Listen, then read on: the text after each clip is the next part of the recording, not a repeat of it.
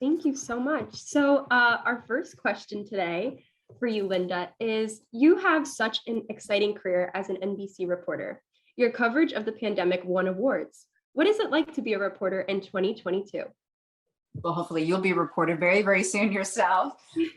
It's an exciting, unusual time, to say the least, just like what you guys are going through with school. We are in a completely different world technologically. It's incredible what we can do now. I have to say, I'm just shocked at how quickly things changed. So obviously in March 2020, when you guys were, ending the in-person classes, we were told, don't come back to the office. You're banned from 30 Rock. I'm usually based at 30 Rockefeller Plaza. Yeah. And I remember it was so bizarre because we had 2 interns at the time, and we were just stunned with literally telling them, I'm really sorry, but the internship's over and goodbye. Thank you very much. Go. And none of us obviously knew what was going to happen from that point on. Mm-hmm. So the way it worked at WNBC is we got paired up with a particular photographer. So the concern, of course, is you don't want exposure to a lot of different people, different environments. So they figured maybe it would be safer to just stay with one person.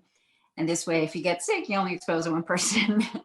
And so we were all then told to go back to our homes, and we kind of targeted areas geographically. So for example, I live in Westchester County, not far from Rockland. And so I cover now Westchester, Rockland, Fairfield County as well. And we basically were then dispatched just to the geographic areas around us. So reporters that lived on Long Island covered mostly Long Island. Reporters that lived in New Jersey covered mostly New Jersey. And it was strange because I would always go into 30 Rock every day, especially because I was in the studio, but also because I used the software that we had right on our desktops. And that's how I would screen the video and write my scripts and get my emails. And now all of that is, right here on all of our little phones, right? Yeah. So they gave us all laptops, and we started to try to just figure it out. And it's incredible. Now we record our audio tracks in here instead of going into a fancy booth with all this proofing. I can screen everything on my phone, all of the video. We use a file sharing protocol system called Latiku, and that's how we upload our video files from the field, and also how we download file video from 30 Rock. So for example, maybe we covered a story 5 years ago and I would love to include some of that. 30 Rock puts it on this Latiku system, and then I can download it and we can edit the story. So, we all just pivoted, and then it was a matter of, I was mainly covering consumer news for so many years. And now all of a sudden I have to figure out, okay, how can I get in touch with the Rockland County executive, the Westchester County executive, Governor Lamont, and you start figuring out all your press contacts, and you pivot just like all of you guys did. So it's definitely an unusual time, but I think it's also exciting because if anything, it almost kind of re-energized us in some way. I've been doing this for a very, very long time, and even though I love what I do, I was doing the consumer thing for a long time, and now all of a sudden it's a completely different mode. And I have to say, I'm so grateful for the people that I've been working with. I was with this one photographer, Tom Cook, initially, and now I'm with this woman, Nicole White. And Nicole and I are like, best buds now. I love that. We're together every day, all day. And the company gave me a car.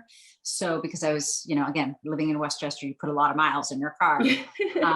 And she's in her car, I'm in my car, but we park right next to each other, and we roll down the windows and chat, figure out, okay, where are we with the story, and communicate. And it's definitely, as I said, unusual, but good, and grateful that we can try to help people because there's so much to cover.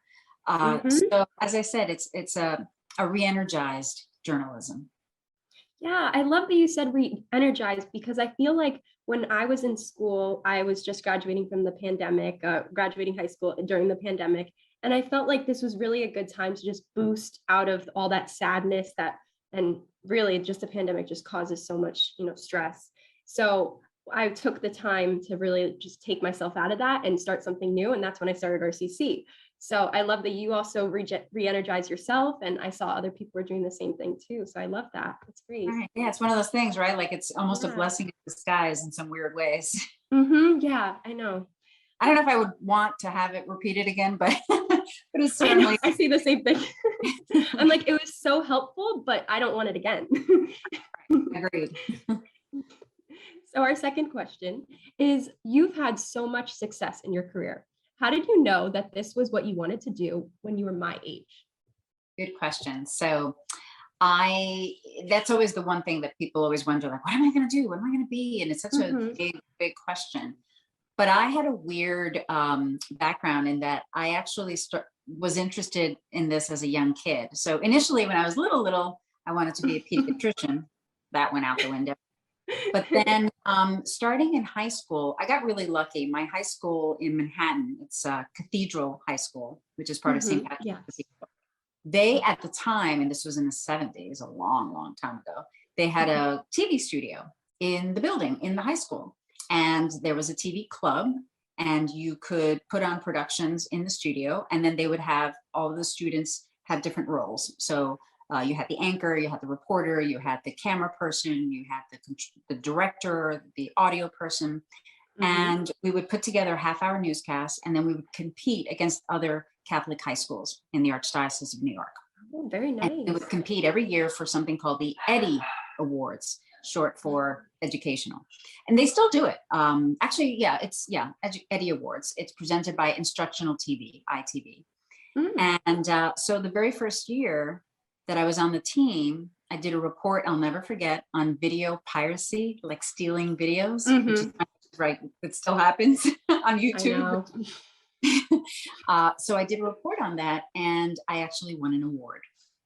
And I got to meet a reporter from Channel 2. He was the one that presented it to me, and I was in heaven. I just thought, oh my God, this is exciting.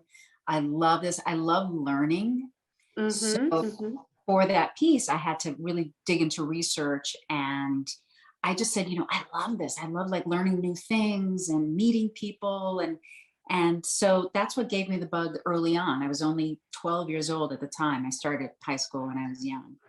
And that's how I started to do it. So I did that with the high school. And then at 14, I started to do a public access cable television show, which doesn't exist anymore, but think of it as like a YouTube channel. So I would do a TV show every 2 weeks, and it would air locally in Manhattan on cable television. And believe it or not, it actually became somewhat popular. Like I still, maybe not so much now, but I still had people at one point who remembered me from like 30 years ago. It's crazy. And it was just a teenager show. I would talk about different topics like, teenage pregnancy and, different sports and whatever. And I got to meet a lot of athletes, and I even met the Secretary of Health and Human Services at the time. And I would just do all these interviews with my dad as the camera person, and I was the writer and producer and host. And it was just the two of us doing the show all through high school. So it was a little bit of a challenge because obviously I'm still trying to do my high school work. And but I just loved it. And it was a lot of work, but it was also fun. And I got to meet a lot of people. It was just different. And then I decided to go to NYU for journalism. And so I was able to, at that point, I think I stopped it at some point during college when I started to focus more on my studies.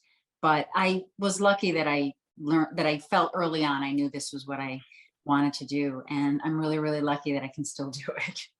Yeah, I really think you're a prime example. Oh, yes.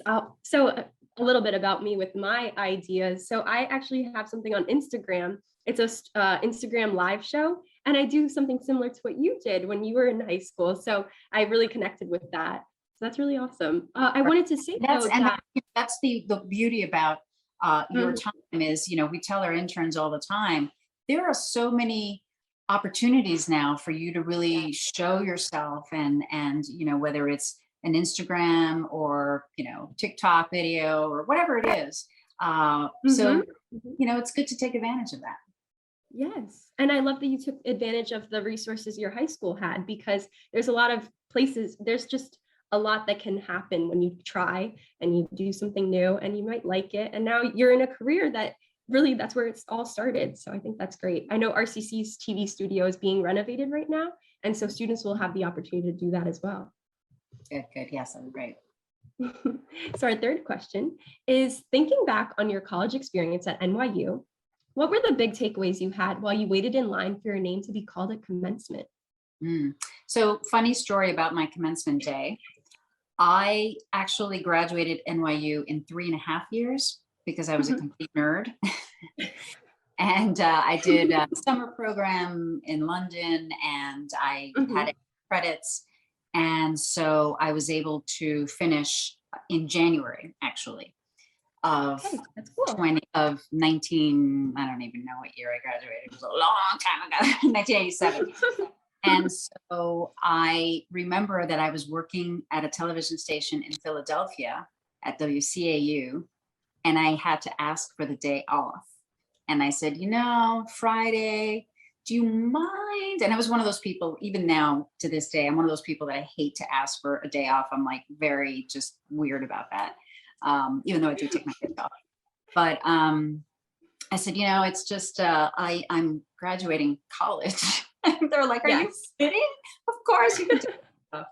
So it was unusual because I hadn't been in the college vibe for like 6 months, but I just was excited. I remember just thinking about what lies ahead and how all of us, were going in our different paths. And it's interesting. It wasn't like high school for me. High school graduation was a little sadder because I think we were more fearful about, we were still young. And with college, I have to say, there was more of an excitement. Like, even though, yes, we don't know what the future holds, but we've got some good tools and we're on our way. And who knows where that path is going to take us. But it was, I think, just more exciting, and I think everyone felt like we had been so much. I mean, you guys are going to be, talk about having bonded with your classmates. I'm sure you guys were in the thick of it. You started in the middle of the pandemic, right? You graduated high school right at the time when there were no graduation ceremonies, right? Did you even have one? Did you do the drive-through graduation? I have so many. So I had 3 graduations, and they were all very different. The first one, I went to the actual field that we were supposed to graduate on, and I walked across, and there's just nobody there except for my family, like in the little circle that they were given, and everybody's just like, there was just nobody else there. But I like that. And then the second one was a virtual graduation, and then the third one, we were allowed to have split. We were allowed to like split up the class, so we had like half of our class graduate all together at this time, and then the other class graduated later in the day. And no parents were allowed or anything. It was very interesting. It's an interesting time. Yeah, at least this year, hopefully, will be a lot better. So this is my real graduation.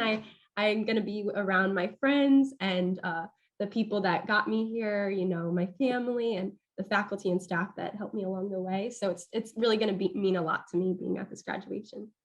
Yeah, definitely. I'm sure, as it should.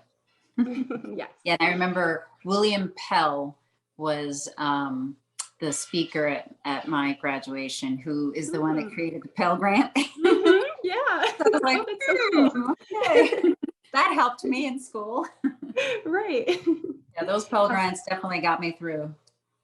Yes, and that's another thing. Students really have to go for those scholarships, as with the college being so expensive and everything. I know you went to NYU, and I'm sure that was a lot. The tuition then wasn't what it is now. So it was skyrocketing. My family was working class. We lived in public housing. So it was definitely a struggle, and I did work study, that sort of thing. Yes.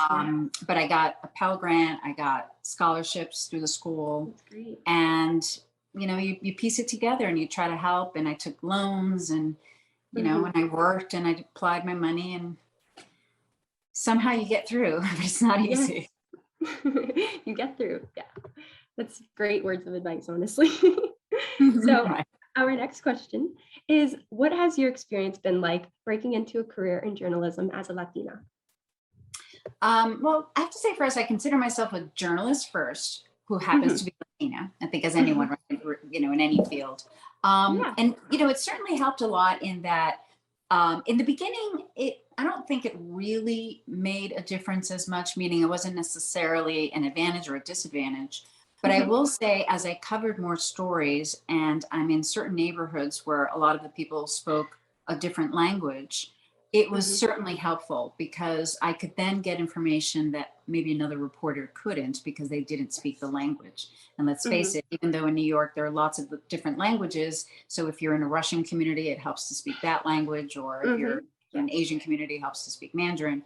But there are lots of communities where Spanish is spoken, so it was certainly helpful. And then I love the fact that WNBC gave me the opportunity to do a program called Visiones, which was a program, which is a program, it's now called News for Latino.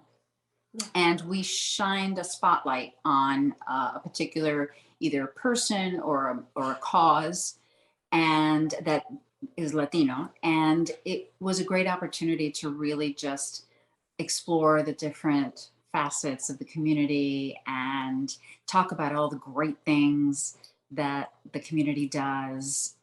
So I love the opportunity to be able to do that and kind of put our community in a very positive light, put them forward. So I was definitely grateful to have that opportunity. And as I said, now the great thing is that the segment continues, but we have all of our reporters contributing to it. So it's not just, the Latina host, it's the African-American host, it's the Caucasian host, and everyone talking about this community, the Hispanic community. So, and that was done intentionally to really show, like, listen, we all embrace diversity, and it's important for all of us to be a part of the conversation. That is beautiful. That really is. And I know RCC does a lot of that to bring awareness to other cultures. We are a very diverse community and campus. So if you are able to come to RCC and see the wall of the hall of flags, there's a flag from like every country because students represent them. So I haven't seen that. I've been to the campus a couple of times. In fact, I've loved meeting your president. He is just fascinating. He's so charismatic. So yeah, I've been there. He's here actually.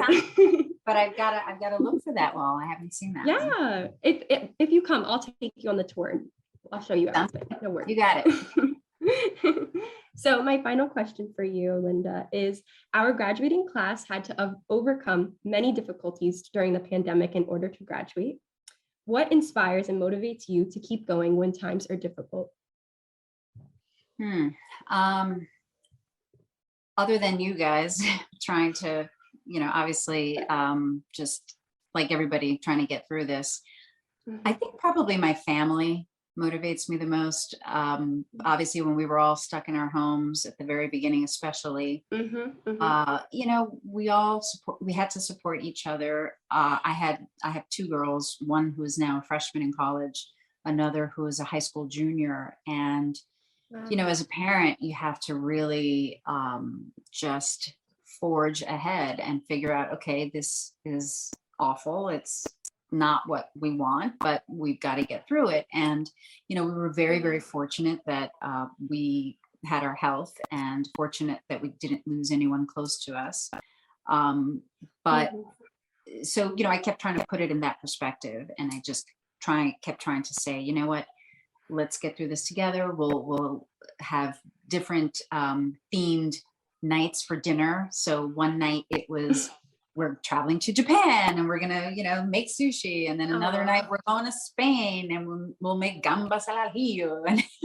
And it's oh, I love it. Oh yeah. In fact, that was one of my favorites. We did gambas al ajillo and pan con tomate. Yummy. I've got a great recipe. I'll text it or email it to you. And we just try to focus on each other and our friends. And we would do Zooms with our buddies Aw. a couple of weeks. And it was kind of sad, right? That we were socializing this way. But at the same time, that's, I think, what got us through. It was just our family and our friends. And frankly, I have to say, I was very, very fortunate that I could continue working in a way that still allowed me to, frankly, get out of the house and to meet people and interact. And that also gives you a sense of gratitude, because when you see what's happening out there and you report on all of the effects of the pandemic, it inspires you to just be grateful for what you have and to appreciate what you have. So in that sense, I would say my work, frankly, was also an inspiration, and also the ability to try to help all of us get through this. We were all in it. We're still all in it together. So I would say our viewers and the people that I met Yeah. during the stories inspired me to just keep going. We got to keep going. Yes. The world keeps spinning. Yes. And I love that you love your career so much, because it shows that there are careers out there for people. And students, I know, as we're graduating, we're scared. We're like, I don't know what career we want to go into, or there's a lot of uncertainty. So seeing that you're so happy at where you're at gives us hope. Thank you. And that's actually one of the things I do want to talk about during the graduation, which is that it's also never a straight path. Like, I didn't start out on camera, for example. So I, kind of just took a detour.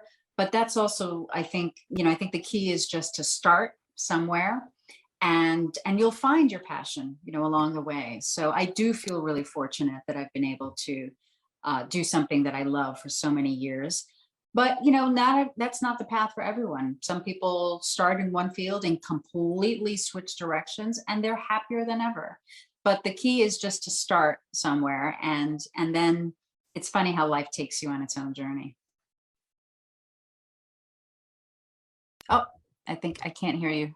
Okay, I think the There we go. Wi-Fi was cutting out right towards the end, but I heard what you said, and I thought that was great. And I really do look forward to hearing you talk at commencement. I'm so excited. Thank you so much for your time.